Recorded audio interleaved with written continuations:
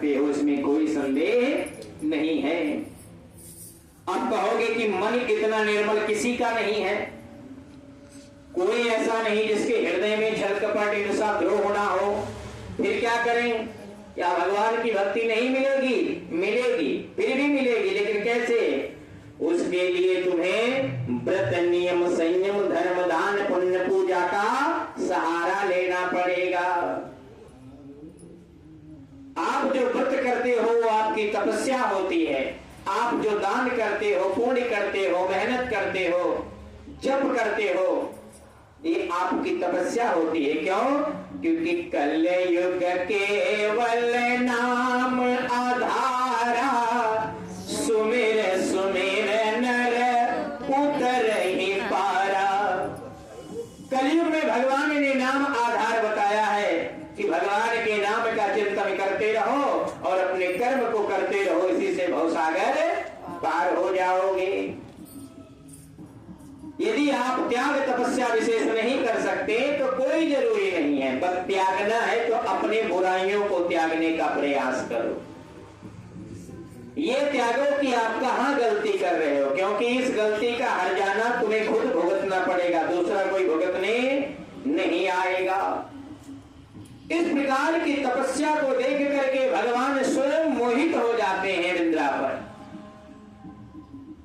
और जब विंध्या पर मोहित हो जाते हैं, विंध्या का ध्यान जैसे ही भटकता है, इधर भगवान शिव जी का और जलंधर का घनघोर युद्ध चल रहा होता है। विंध्या की तपस्या जैसे भंग होती है, भगवान शंकर जी का त्रिशूल जलंधर की गर्दन पे प्रहार करता है और जलंधर का गोविंदाय नमो नमः हो जाता है। बोल शंकर भगवान की। और जैसे ही जलंधर का वध होता है, इधर विंध्या को संपूर्ण पता चल जाता है मेरे साथ कुछ तो गलत हो गया। तुम्हारा हृदय जो है, जो आत्मा स्वरूप परमात्मा है, ये तुम्हें हर क्षण तुम्हारी गलतियों को एहसास करवाता रहता है। ये तुम्हारे हर कर्म को बताता रहता है कि आप क्या कर्म अच्छा कर रहे हो या गलत कर रहे हो। लेकिन फिर भी मन जो है ये लोभ के वशीभूत होता है। किसके? लोभ के। इस मन में कोई लोभ सवार हुआ तो सोच लो कि पाप सवार हो गया, और जब पाप सवार हो गया तो आप गलती पे करने से बिल्कुल नहीं डर सकते। आप गलती पे गलती, गलती पे गलती करते चले जाओगे। और मन में यदि लोभ ना हो, लालच ना हो, तो फिर कोई दिक्कत ही नहीं, फिर तो गलती करने का कोई मतलब ही नहीं बनता। इसीलिए कहा गया है कि मन को बहुत कंट्रोल करना चाहिए। मन बड़ा चंचल है, कैसे तेरा भजन करूं, ये मन बड़ा चंचल है,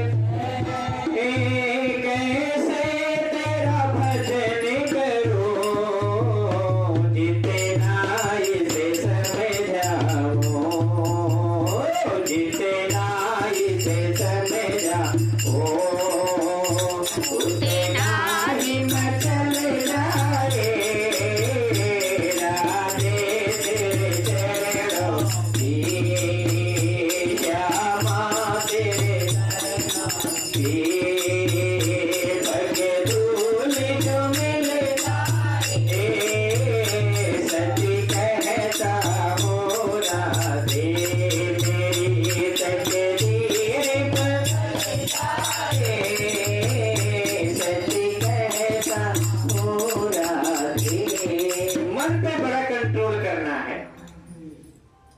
और जब मन पे कंट्रोल कर लोगे तो आपकी पूजा, आपकी तपस्या में स्वयं विकास होना शुरू हो जाएगा। एक सात्विक धर्म आप निभाना आरंभ कर दोगे।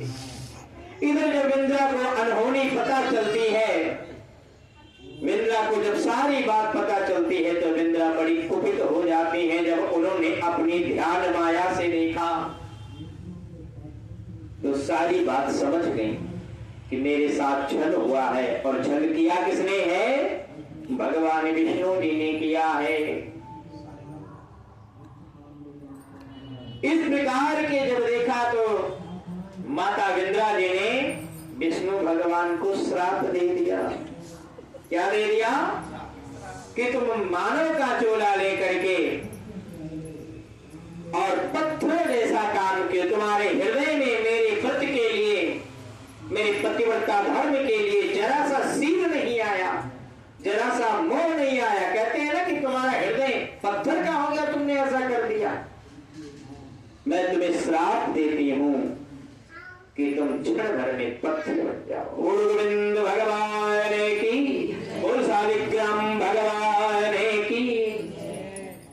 क्योंकि भगवान का दोष नहीं था, भगवान का दोष नहीं था, इसलिए भगवान ने भी माता लक्ष्मी के द्वारा श्रापित किए गए विंध्या को कि अगर तुमने हमारे पति को निर्दोष श्राप दिया है, तुमने जड़ की तरह काम किया है, इसलिए तुम वृक्ष बन जाओ।